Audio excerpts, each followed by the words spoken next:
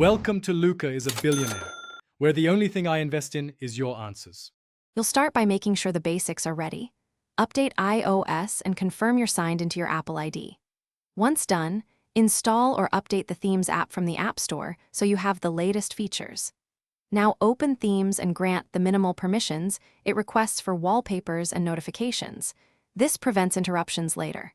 You're ready to begin customizing immediately, so tap into the app and locate the main gallery or templates section to pick your base style. You'll now customize the core elements.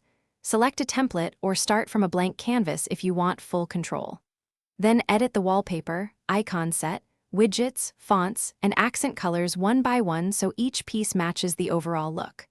While editing, preview your changes on the mock home screen and tweak sizes, alignment, and transparency to balance legibility versus style. Make sure to save incremental versions so you can revert to an earlier step if a layout feels off. You'll finish by saving the theme and applying it to your home and lock screens. If the app supports shortcuts for custom icons, set those now. Once applied, back up your preset to iCloud or export the package so you can reuse it on another device. If something goes wrong, for example, the theme won't apply, restart your iPhone, reinstall the Themes app, and recheck permissions. That resolves most issues. If still failing, restore your last saved preset and try applying it again. Thanks for watching and please subscribe. It's the best investment you'll ever make.